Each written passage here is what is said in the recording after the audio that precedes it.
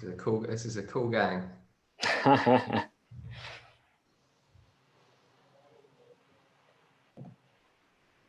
Hey, Rachel. You all right? Got a bit of Oasis in the background there. I like it. I have, yeah, definitely. Maybe we should kick A off. little office. If we kick off with a little Oasis sing along. Not me. I wouldn't recommend me.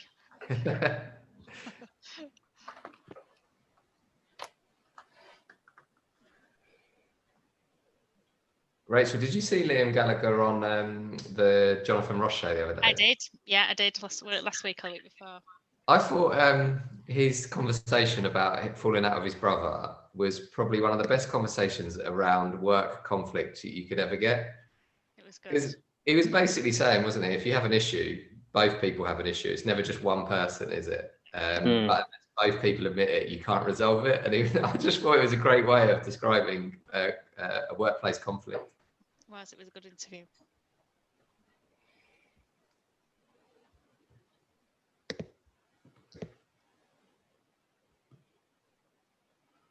Or also, Matt, never work with your family, especially your brother.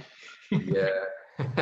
For those that don't know, it's really confusing because I work with my brother called Pat, so it's like Pat and Matt. Nobody's got a clue who's who.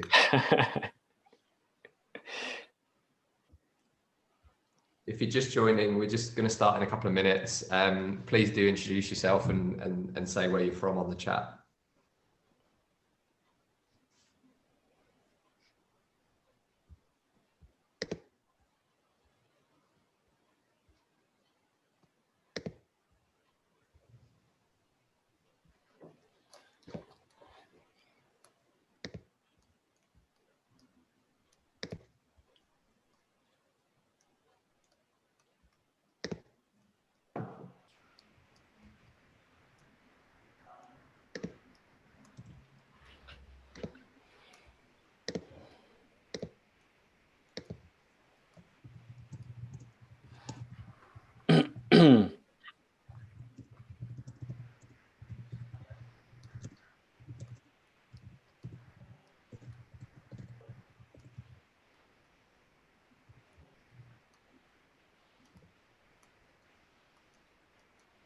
Hello, Oliver.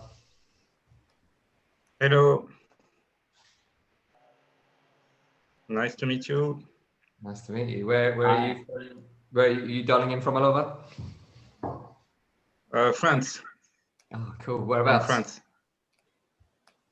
The weather is quite cold, but yeah. Olivier is actually my colleague. Ah. Yep. We're both from Paris. I'm here to support Sherry. Thank you. Nice to meet you, Matt. Nice to meet you, Oliver. Hello, John Fitzgerald. Hello, Matt Phelan. How are you doing?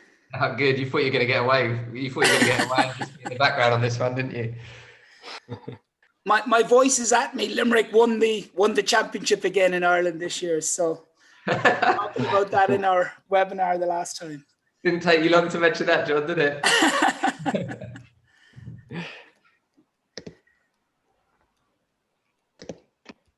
John, I'm in County Waterford today, so the mood here is Oh my God. the mood here is the same. I'm really rubbing it in, so okay. My wife and I'm in Kilmacthomas, and my wife and everyone is just very somber this week. Yeah. We were pretty awesome, I must admit. So we didn't win it for 45 years, and in the last 3 years, we've won it twice. So. Oh, wow. As a Tottenham fan, that gives me hope, John. Yeah. Well, as a Leeds fan, you know, what can I say? Leeds are everyone's second favourite team at the moment. I think they were until the last few weeks. Yeah. Alessandra, I think maybe we should crack on. Yes. How about that? Yes. So welcome, everybody. And welcome to this event with Matt Phelan, co-founder of the Happiness Index and author of this amazing book, Freedom to be Happy. So a business case for happiness at work. Well, I'll introduce myself just quickly. I'm Alessandro De Giacomo. I'm Italian, but everybody calls me Alex. It makes it much easier. I'm a coach and known for being a talent catalyst. I'm helping businesses to design organizations where talent can be best expressed, really. And that based on behavioral science. So it goes really hand in hand with the happiness index, and that's how I met Matt last year. So I'm excited now to be part of this. The event will be recorded for your information. I will just kindly ask you to mute yourself if you're not speaking. And if you have any questions, please use the chat box to do that. And we will come back to that later on during this webinar. So I'll ask now the guests, so Matt, Sherry, and Teresa, to introduce themselves. You want to go, Teresa? Teresa? The classic, you're on mute. Hello, everybody. It's a pleasure to meet you all. Hello from Madrid, Spain. I am Teresa Martin, the managing partner of Mavens. Mavens is our law firm. We are a 30-lawyer law firm founded 12 years ago. We have a lot to do with happiness, and I will tell you now later why I'm saying this. We provide legal advice to corporations, entrepreneurs, and families in relation to corporate litigation and tax. And we will be happy to, I will be happy to explain later what we do and why happiness is important in our firm. Thank you for attending. Bye. Sherry, do you want to go? Sure. Hi, everyone. My name is Sherry. I live in Paris, and I work as a digital marketing manager for Adobe. And it's the first time that I get to read a book, this one. Love it. And then this chat with the author. So thank you so much, Matt, for having me. Hi guys, I'm Matt. It's funny, I met Teresa on a trade mission in China. And when we did the intros, we were at this technology unicorn, and there was someone there called Carola Warhol.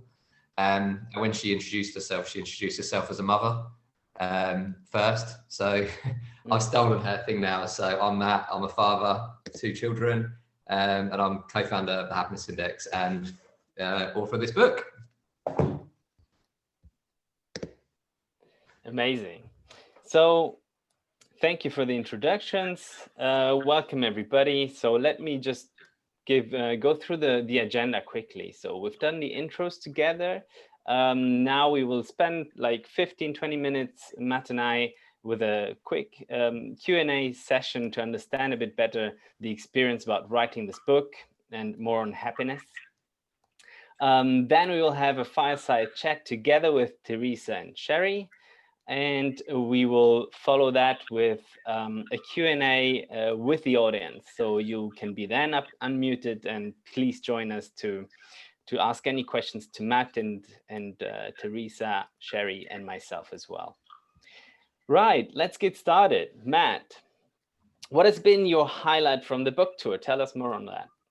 Yeah, I mean, it's just been so fun to go on this book tour, because for those that don't know, the book tour started as a joke, because you know when a band goes on tour and they have they're going to Dublin, to New York, to Delhi, and so on. I just asked my designer to draw up a t-shirt, and we would just say zoom, zoom, zoom, zoom, zoom on it. And I was just going to post it as a joke. And then when I saw it, I was like, actually, we could do this. So I think it's just been amazing meeting everyone, and there's some people that have rejoined here. And this is the closing party, but this is also the European one. And I don't want to get too political, because it's like 10:30 in the morning for some of us. Some of us are in Delhi and it's in the afternoon. But I think one thing that's been super interesting is how you can use data to show that human beings in most countries have more in common than they do that divides them. So I think it's quite significant that we're on the eve of Brexit, and we're all meeting as Europe, but let's not talk about that anymore. Yeah. But I think it's been how universal happiness is.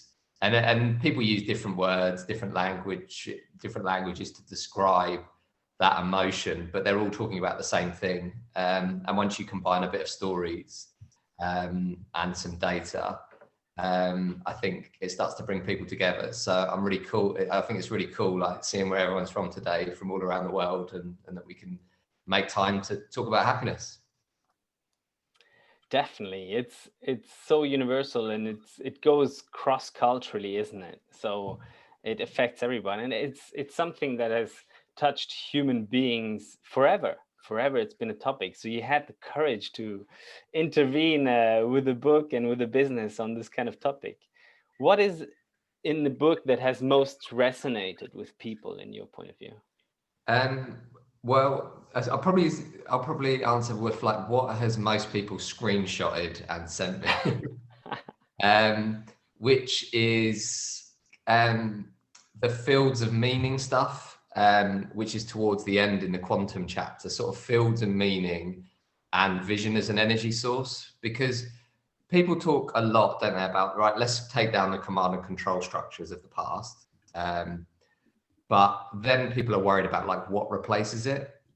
But when you start talking about fields of meaning and a vision that energizes everyone in the business and pulls people in. So there's an image that Joe, our amazing designer, I can never give Joe more credit than designing all the stuff in the book, because he's amazing. But that it's that image of the sun as the energy source, but replacing the sun with your vision. And it's a good test, isn't it? And I'd ask anyone to do it internally in their head now, which is think of the vision of your company. Like, number one, do you actually know what it is? Because you might not. And two, does your energy gravitate towards it, and does other people's? Because if not, don't be afraid to start again. We did at the Happiness Index. Our vision used to be to revolutionize feedback. And I just said one day, like, whenever I hear that, I'm so bored of it. I just can't even get out of bed in the morning to revolution. Who wants to be known as the person who revolutionizes feedback? I certainly don't. And that's where we worked as a team on freedom to be human, because it comes from data around how if you treat people like a human and not a number, and you give them a voice, that they will perform better. So because there's a lot of geeks like myself at the Happiness Index, having something that's like going to the book cover that appeals to the heart and the brain, for me was really exciting. But that fields of meaning and vision as an energy source image of the solar system seems to have really fired people up. Wow. Yeah, that's so resonating with me now as well. I mean, I read the book and I totally agree with you. It's that connectivity with heart and mind that enables maybe individuals and employees really to engage at work. Tell us more about writing the book. How was it hard to write a book? Yeah, I think I shared this on the Irish one with John, but the hardest thing was like at the end of it, when my son, when I'd finished it, I asked my son if he wanted to play, and he told me he was too busy, and I realised that I basically wrote the book in really early in the morning, late at night, and at the weekends, because I've got a day job as well. Mm-hmm. And I think, and being brutally honest, writing this book made me unhappy. And it was a really good reminder of how important balance in your own life is. I'm pleased I did it, and I feel like a sense of achievement and so on. But it's really hard to balance writing a book and do your day job. So I can understand that was the hardest bit, is having young children and a family and trying to be everything to everyone, which I'm sure everyone has those challenges in all parts of their lives. But because of what we do at the Happiness Index, we try and practice what we preach on well-being and everything. So I always think you can't be called the Happiness Index if you don't look after your employees. So we're super sensitive to it. And one of the things, Clive, I don't know if he's come on because he's been having internet problems, but Clive taught me, Clive's been coaching me since 2008. And he said one of the most important things is, because I thought I didn't know what coaching was.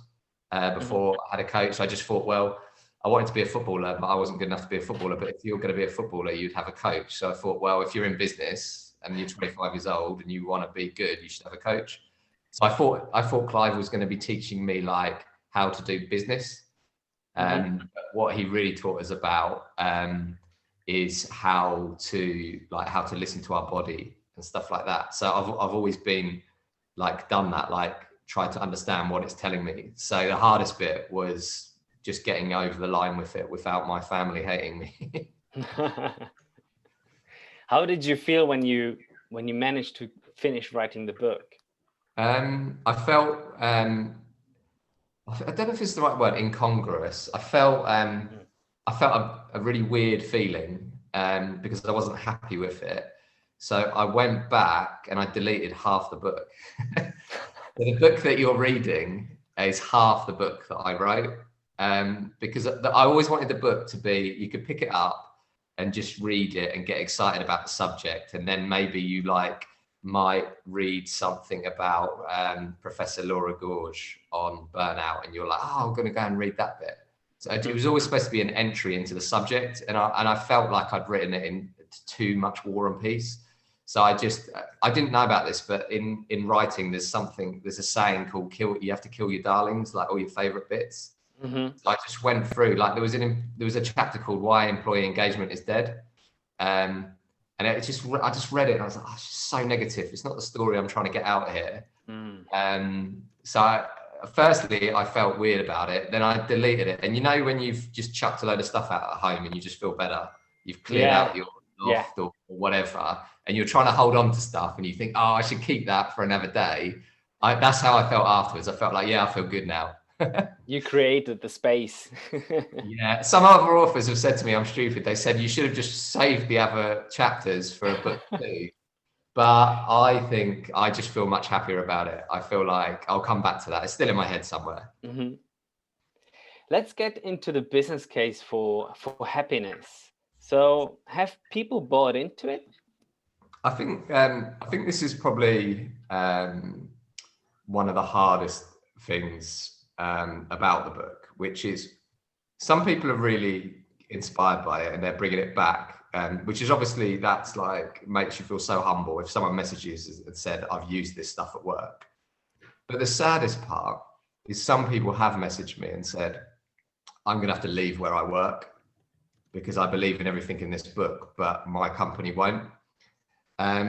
So I kind of know this anyway because I meet CEOs every single day. Like I meet people that don't believe in this stuff on a regular basis. But I can deal with that because this is my business and so on. If they don't want to buy our employee engagement platform, that's fine. We'll find there's plenty of people that do want to buy it. I think we've got 104 new clients this year. But when someone messages you about their own life and it's kind of like a realization that they need to leave, and actually because of COVID, it's the hardest time ever for people. Like last month was the unhappiest that we've ever seen in the database. You really feel for people because they're sending you private messages really about their life. So I think it's really resonated. But I think if there's a follow-up of the book, I think I'd get more into helping people that feel that they want to help with their own business a bit more. Which is incredibly hard to do. And I posted the community on here, which I'd encourage everyone to join because the whole point of the book is I just want to be the catalyst. I'm not the answer to all these things. Yeah. So like we've got lots of people on here that are experts, and that's what I want to do is bring so many people together. And sometimes it might not be me that can help you, but it might be someone else in the community. Does that answer your question? Yeah, absolutely. And I am part of the community already, which I think can really enrich the potential to help businesses in doing something more active and proactive towards happiness, isn't it? You touched on inspiration, and your mom is mentioned in the book as well a couple of times. So is your mom going to become a motivational speaker at some point? I don't know. But it's funny because I've at least once a day. For those that don't know, my mum, to embarrass, just so you know, my mum's got a sick sense of humour. Even though most people think she's lovely, she will do anything to wind you up. And she's gone on to Amazon and written an embarrassing review of the book, like only a mum could. Which she does mean everything that she's doing, but I also want to tell everyone that doesn't know her. Partly why she's done that is to embarrass me. But that's your job, I think, if you're a parent. But I just encourage everyone to watch her video. Like my mum never told me off once as a kid. You just encouraged me. So I don't know. No, my mum should be up for it. My mum's never one who says no. If you just contacted her now and said, "Oh, could you when COVID's over, could you come over to Paris and speak to my team?" She'd just say yes. She's one of, you know, that book, Yes Man, or whatever it is. I've definitely learned that from my mum. She'll just say yes. She's like up for anything. Wow. She used to tell me off if it was Friday night and I wasn't going out like with my friends to party. She would tell me off. She'd be like, "What are you doing? Why are you not going out?" It's a bit opposite to most parents, but her video that she did, a lot of people have resonated. She says something like, "Don't be a boss." Mm-hmm. Like, because I asked her, like, "What's your advice for management?" And she's like, "Don't be a boss. Try and understand things from their perspective," which is it's my mum's language behind it, but I've only known my mum as someone who works. So to me, I learn a lot from her. If other people do, then that's great. So does it mean you learn a lot from her as maybe a father, or also in your business? You know, can you tell us maybe more on that? I think, I mean, just for those that don't know my mum as well, also, like, I used to, at our previous business, we put a creche in. So we always say you shouldn't have to choose between family. You shouldn't have to choose between your family and your work. That's like one of our mottos. So my children have been coming to work with me my whole career. But last year I experimented, or the last couple of years I've experimented just bringing my mum to meetings. So John, who's on here, I just texted him because I was in Ireland and just said, "Can my mum come to the meeting?" And John, I don't know how you experienced that. It's definitely a first for me, but it just built a huge emotional connection. And your mum obviously is Irish, and having lived most of her life outside the country, you know, was just so happy to be meeting other people from where she grew up, and just sitting around having a cup of tea. And Matt and myself had a meeting, and she just went into another office with the girls that work with me, and they had an amazing hour. So it just built that connection, and it was so off the cuff and so Matt, I guess, as well. So his mum can be proud. So try it. If you're lucky enough to still have your mum around, bring her to a meeting and see what happens. Now, this is really amazing. I mean, something that I always thought is like unthinkable, you know, to bring in your mom, your child, or your dog. That would be amazing, you know. If you could bring your dog in at work, that would be amazing. Yeah. So fantastic. And thanks, John, to be in this call. By the way, I also listened to the podcast of yours together. So I'm glad to see you here. Matt, more on your book. Are you ready to write another book, maybe? Well, it's a bit of a world first. I still don't know if Clive's. So part of the book's about quantum, right, and not doing the structured way. Mm-hmm. So I woke up the other morning. I suddenly had an amazing idea, because I love delegation. Like, you know, some people struggle with delegation. Yeah. I've never struggled with other people wanting to take some work on. I've never understood why people don't like it. But the quantum stuff is heavily influenced by Clive, and I've called it A Freedom to Be Happy, Book 1 of Happiness in Humans. And I just WhatsApp voice noted Clive and said to him the other day, "What if I don't write the follow-up book? What if you write the follow-up book?" Because I knew he was writing a book at the moment. And then I thought, because the whole point, if you look at the bottom of the book, it says inspired by the Happiness in Humans community. Yeah. And I suddenly started thinking, well, what if I don't? I'm not putting John on the spot here, but what if Clive writes book 2 and John writes book 3, and then maybe Teresa might want to write book 5? So I suddenly thought, we don't have to do the way that publishers say that we need to do stuff, do we? Like we're all joined by there's the happiness index vision of freedom to be human, but the vision of the community is anyone who wants to create a better world of work for the next generation. So there may be other authors out there that go, oh, you know what? Maybe I want to write a book in this series. Maybe we become an independent series that everyone owns their individual book, but we've got like a little mini brand. So it's looking likely that Clive Hyland might write book 2, which is amazing for me. Brilliant. And we won't be working on stuff every day. So I don't know. We haven't confirmed that yet. We still got to go through a few little details, but I can imagine it being in the same sort of like colors and stuff like that, but it's still Clive's book, he owns it, and so on. But I feel like we could create a little movement here, and maybe as time goes on, we've got people on here from India, we've got people on from China. We might have books from all around the world. Jens Nielsen's just joined from Denmark. He might decide that that he might want to write one. So I've been a bit of a politician there and got out of your question. Well, amazing. I mean, that's why community are so powerful, isn't it? And you touched there as well, and in your book about Ubuntu and the effect of, connectedness, and I'm a person through other people. So that goes a bit in that direction, to be able to actually enrich a community and develop books by involving other people, and their expertise. And I do think like, especially with books and anything, people think that there's these people out there who come up with ideas and then they put an idea out there, but there's never an original idea, is there? I never come up with an idea. I always sit with my team and then we bounce off each other and so on. And then someone comes up with this and someone comes up with that. And that's that energetic thing that we talk about in the book. So why not? Like, why does a book have to be written by one person? It's like, we got rid of just having one CEO. We have a CEO team, so we have 3 CEOs. Like, I just, now that I've run a business with 3 CEOs, I don't understand how you could run a business with one CEO. Because like when Boris Johnson was down with COVID, I mean, that's a serious situation, isn't it, for a country? And it's the same in a company. If you've got 3 CEOs, one's ill or someone wants to take some time out. We talk about diversity all the time. Like, if you've only got one CEO, it's not a very diverse CEO, is it?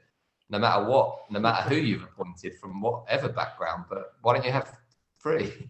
So I just think it's good to try this stuff. Like, we've tried it for 2 years now. If it hadn't worked, we would have binned it off and said it doesn't work. So yeah, I do think there is something on that energy piece, Alessandro. So you touched on Boris Johnson, and that was an unexpected consequence a little bit, isn't it? Has the book had any unexpected consequences? Yeah, I think that unexpected consequence, and there's a few authors on here, you don't really know. When someone's reading your words, they take it from their experience and their context and what they're going through. So some people just take your words and turn it into their own thing, which is great, isn't it? But Matt Stannard believes, so if you take Donald Trump as an example, someone who I think is a disgusting human being.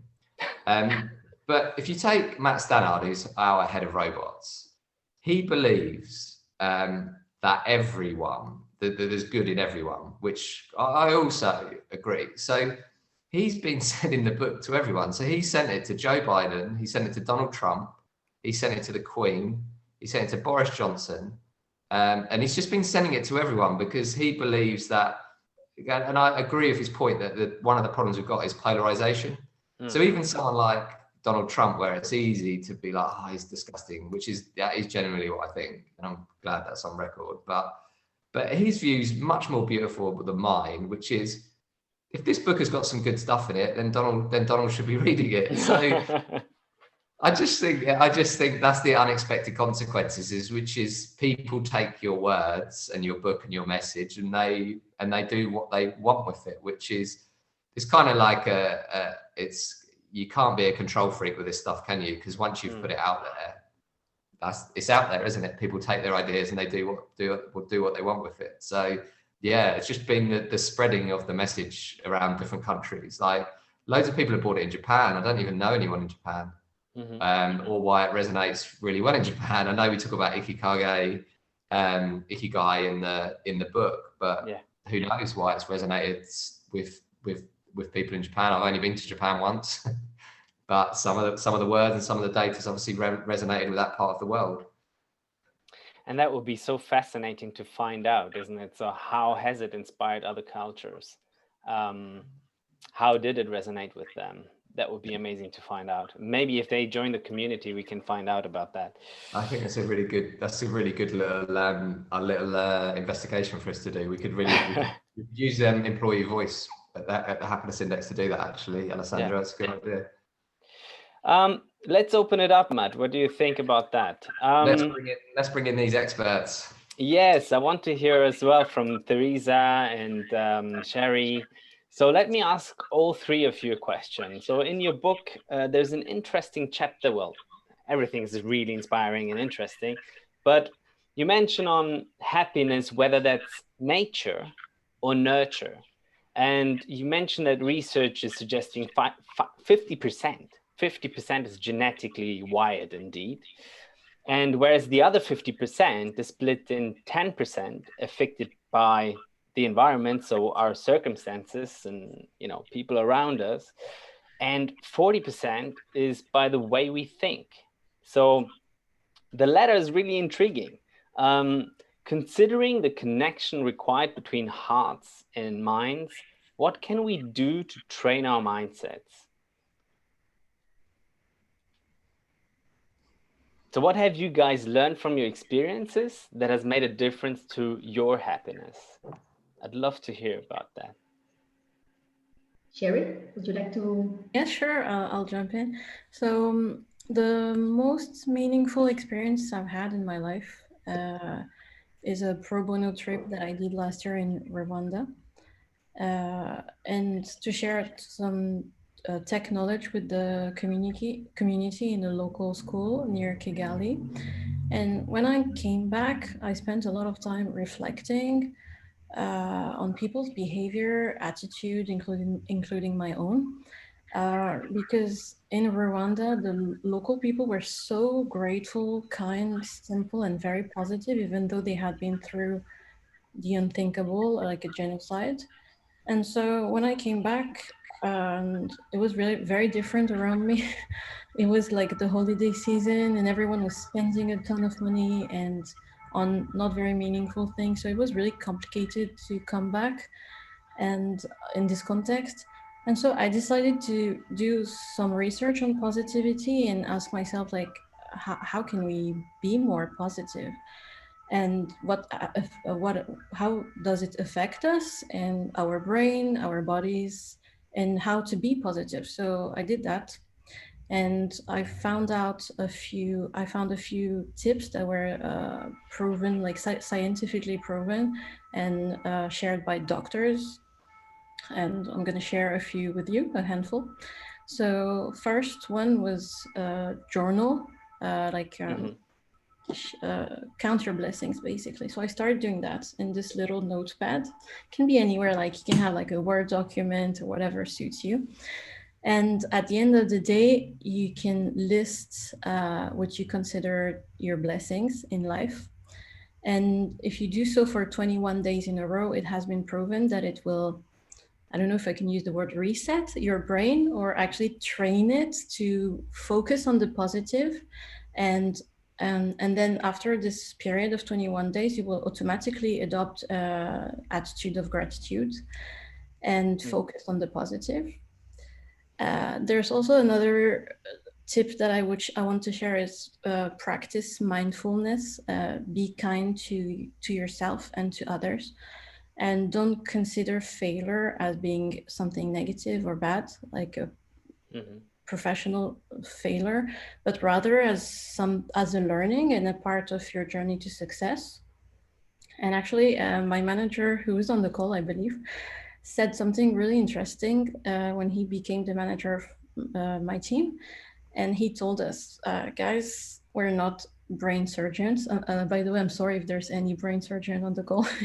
He said, we're not brain surgeons, and if we make a mistake, it won't result in something tragic. We will have to find a solution to solve it and make our best so that it doesn't happen again, but like don't sweat it too much. And I think that's a really great mindset. I think I'll share one last tip. It's meditation. Like just a few minutes a day, spend your time like with no screen, with yourself, and it can help reduce stress and hence help you be more productive at work. But there's a lot of other tips that you can find, and that's, I think, like the main important ones for me. Thank you for sharing that, Sherry. Obviously, yes, I find that really useful. We need, as individuals, to be actively making certain steps to help train our mindset to shift perspective, isn't it? And gratitude is something that really helps to nurture. In fact, it's about nurturing happiness for ourselves. And when we start with ourselves, it's contagious, isn't it? Happiness can be so contagious. Teresa, what about you? What was your experiences? I found it very inspiring to read that happiness is, and I absolutely agree to this idea, is that happiness is not something that happens 100% of the time in your life. You have to get used to have and enjoy happy moments and make the most of your unhappy moments and learn from them. You don't have to aspire to a super happy, Mr. Wonderful life all day long, but you need to, in general, be satisfied with your achievements, set goals, always have goals in your life, work towards them, and celebrate with your team and with your family your little or big achievements. That is more, for me, is more important than searching a general overall happiness. And it is very important to enjoy the happy little things in life, like health.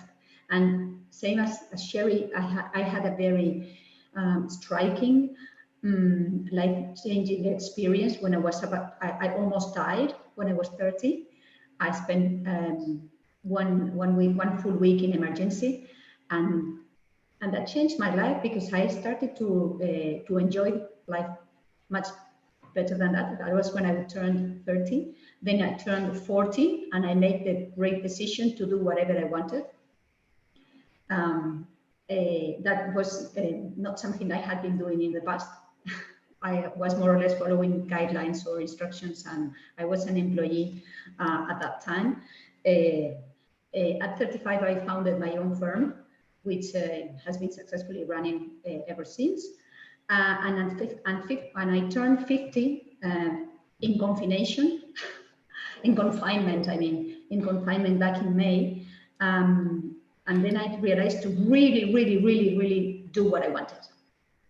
So do what you want, celebrate your achievements, always have goals, keep learning, and many other pieces of advice. Wow, amazing. Thank you, Teresa. I think you touched on some really important points here. In fact, and Matt mentions that in the book as well, you know, it's about enabling a work environment or an organization to have happiness enabling factors, you know, happiness enabling structures or things that can really help people to be themselves and bring that authenticity to their work, to their business. And that's why I think unhappy moments need to be as well welcomed and be able to manage them and to put things into perspective as well. So thank you very much for that, Teresa. What about you, Matt? I'll just be the geek on this one again, which is I suppose because we see the data every day on what makes people happy at work. There are major trends and themes, but everyone is different. So I would encourage everyone to try and understand what makes them what makes them happy and what's important to them. Like since lockdown, lockdown was bad, but it's also been a bit of a gift for me because I need, even if it's just a short run, I need to do some exercise each day for me to feel like okay in myself. And I didn't really notice that until I was able to do it.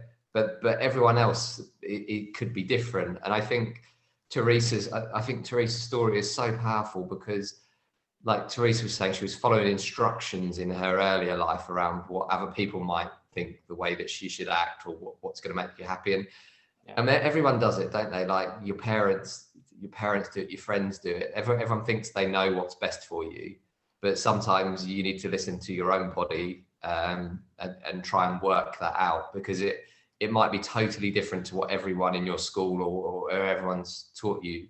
Like you might have just been raised that you should be an accountant, but actually it might be better for you to go and join the circus. Like extreme examples, but I think Freud talks about that, and I think Freud gets a bit misinterpreted a bit, because that's kind of what he's saying, is that he talks about I mentioned it in the book about how he says work can be a road to happiness, but he also talks about how society can make us unhappy and all these like strange rules that we had. And I think that needs to come with a bit of context, because some of the stuff that we have in society is about not putting your happiness over someone else's. So there might be something that you enjoy that might make someone else unhappy. So I don't think we can go all the way to Freud and like just get rid of everything in society. But I think where possible, it is important that you can sort of express yourself and understand yourself. So I think Teresa's story is a really good example of the data. Yeah, absolutely. And maybe staying with Teresa. So Teresa, you you are working in a law firm, and with such long working hours, what did the book mean to you? It made me realize instinctive initiatives that we had undertook in our firm ever since we began doing business, that had resulted in employee satisfaction and client fidelity along the years. And it has been thanks to the reflection in Matt's book that I realized, look, we are working towards happiness, and we are not doing such a bad job. To highlight 2 or 3 things we do and the way we organize our work. Yeah. We are not a large company, only 30 lawyers, 40 people in total. And that allows us to keep close relationships among ourselves. And we don't have thousands of clients. We have hundreds of faithful, recurring, satisfied clients, which allows us to have close relationships with them. So that would be one of the key areas. We give employees the freedom to organize themselves, and you would say, come on, Teresa, we are in 2020. You're not telling us any secret, but we've been doing that for 15 years now. At that point, giving employees that absolute freedom to work from wherever they wish, at the time of the day they wish, with whatever noises from children or dogs they need.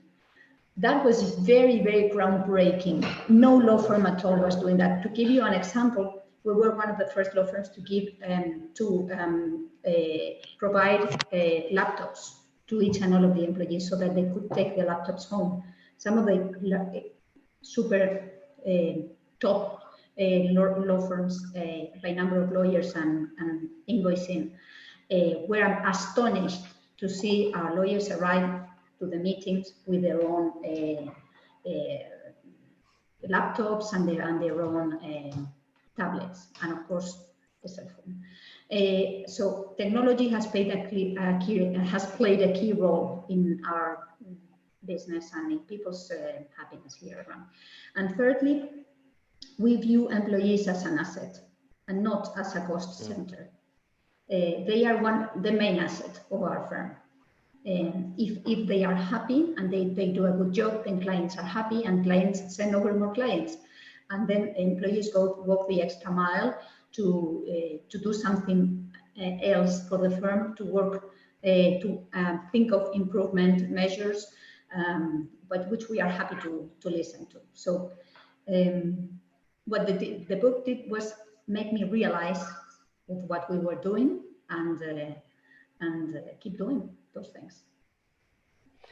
Yeah, it reminds me of the fact that people are not paper clips, isn't it? When there is a need to put the human and elevate that asset as human beings and human resources in general and in businesses overall. So you are telling us that it has had a strong impact on your business. Sherry, in a big organization like Adobe, in your opinion, is it possible to have happy employees in such a big company? Well, I think it's a huge challenge because it takes a lot of effort to nurture a relationship with thousands of people and who are in so many different regions of the world. Matt, you mentioned in the book that it can be really counterproductive for some companies to not communicate regularly and then drop a survey every 12 months and say like, hey guys, are you happy? And that it's not the best way to proceed. And at Adobe, I would say there's an ongoing effort all year round to make us feel part of a community. And the main pillars of Adobe's culture are what we call the Adobe Life are, we say we are genuine, exceptional, innovative, and involved. And I think that it's absolutely true. And that it's the values that Adobe lives by and shares with the employees on a daily basis. I can give you a few examples. So for example, we're encouraged to bring our true self to work. We're encouraged to be authentic, to embrace our heritage, our differences, to celebrate them, our gender, religion, sexual orientation, and basically whatever makes you you. And we also have employee networks where we can celebrate these differences, our values and our diversity, and promote inclusion and make everyone feel like they're part of the community. We have opportunities to volunteer with charities. And we have what we call matching grants. Like, for example, whatever us employees donate to charities, Adobe will match the donation, which I think is really encouraging and a great thing to do. We, on a more individual professional development side, we have access to trainings, coaching, mentoring, lots of resources for our personal individual developments. I think overall also, like, what is really important is that the leadership communicates a clear vision, that we know where we are and we certainly know where we're going. And overall, I would say we're really well taken care of. And so the answer is yes, it's possible to have happy employees with a big company. I think, Alessandra, just to add to that, on the small and big. So I just want to call out a couple of good examples. So Sodexo, there's a few people on the call from Sodexo. So their founder is Pierre Bellon. That year of birth, 1930. And I had a message the other day that he still receives the annual report where they put a happiness metric in it. So sometimes big companies think, oh, we can't do this because we're big. Sodexo, the 17th biggest employer in the world, like over 400,000 employees. It can be done, but you've got to want to do it. It's as simple as that. And then Vivo Barefoot, which are one of the fastest growing retailers in the UK, that's in their annual report, and they've shared it everywhere. Like, they've been transparent, they've shared it on LinkedIn and everything. You can see their annual report. So I just think, just on the big and the small, it just comes down to a will to want to do it, which is just so important. I think there's a Chinese proverb, isn't there? That there's people that say they can and there's people that say they can't, and usually they're both right. Because that's the reality of it, isn't it? Like some people just look at happiness and go, there's no way that we could include it in our board report.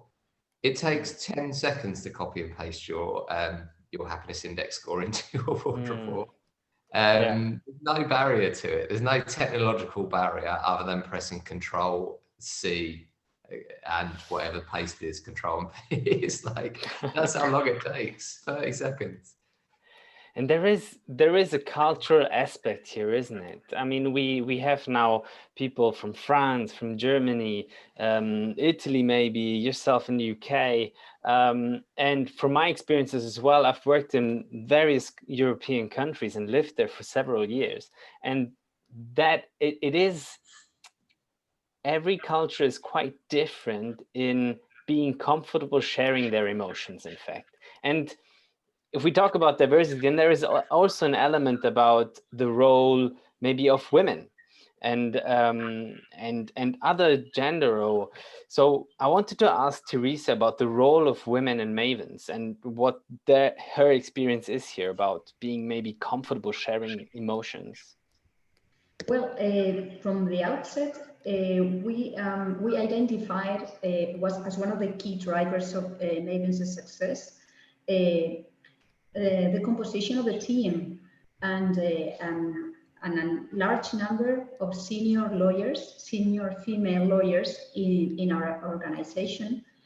Recently we promoted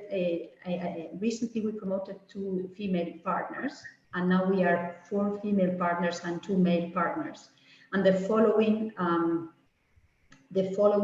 so to say, step in this organization in our business chart is all composed by women.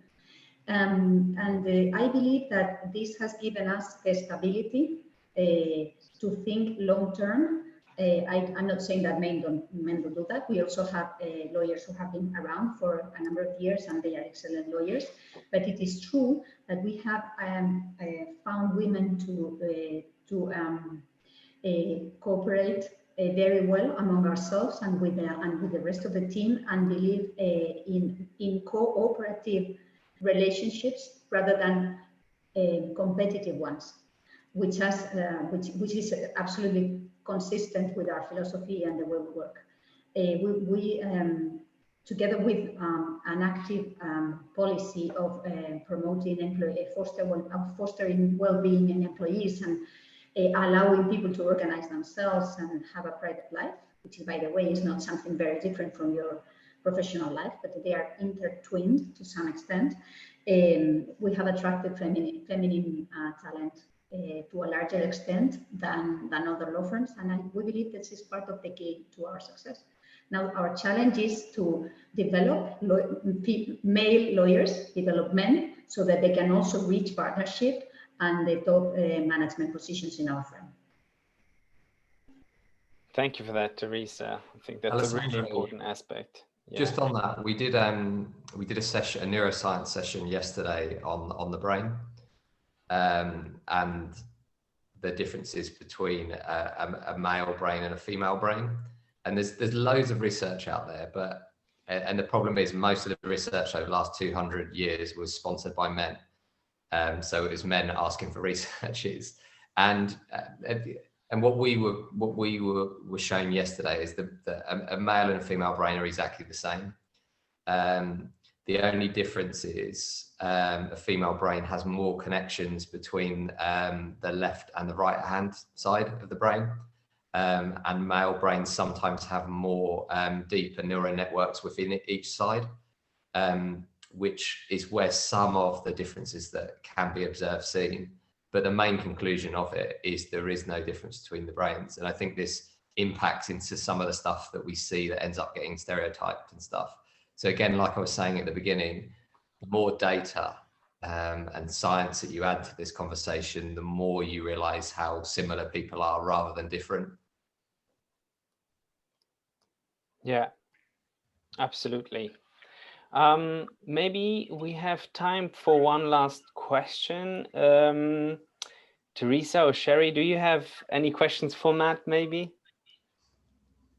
I have one question for Matt.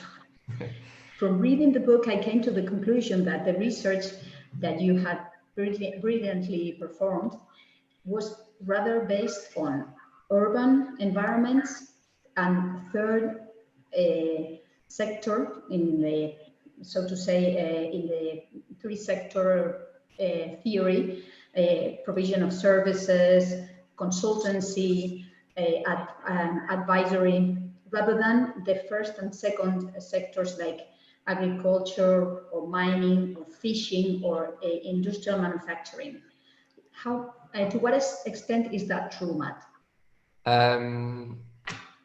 So a lot of the original data was, but the biggest change and the reason the happiness index has grown so rapidly across the world is that we don't make the assumption that most people sit at a desk and read email all day.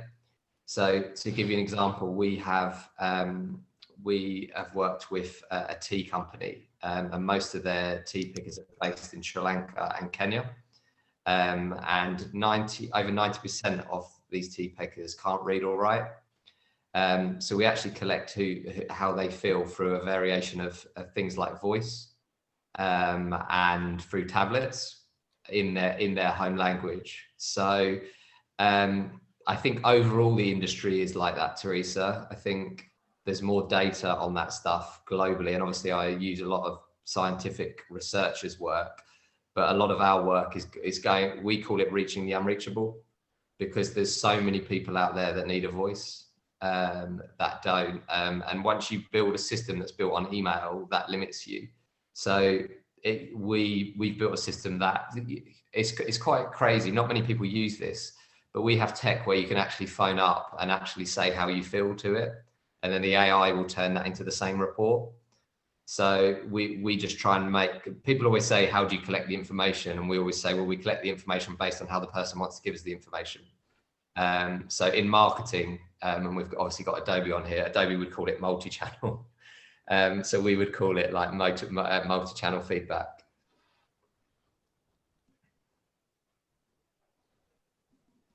Okay, cool. Thank you very much, everybody. Matt, do you want to wrap up? We have just a minute left. Yeah, I just to wrap up by just saying thanks so much. People that I just can't believe people have taken their time out to read my book and then come on here. And I know how busy everyone is, so just appreciate it. If people's companies can't afford to work with the happiness index, which is what I've heard a lot, we have a free product called Employee Voice. If you jump on thehappinessindex.com, you can use that.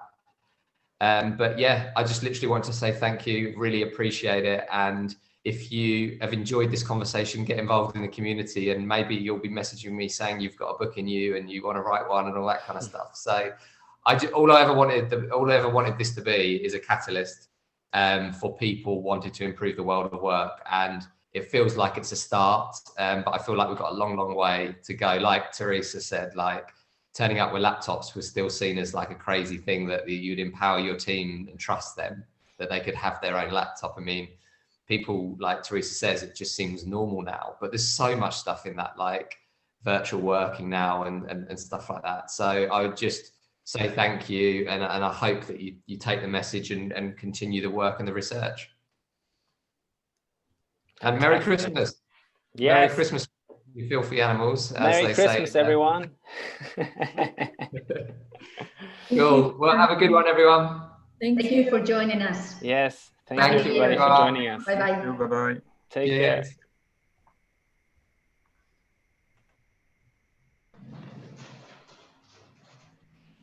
Matt, hi. Hi, Teresa.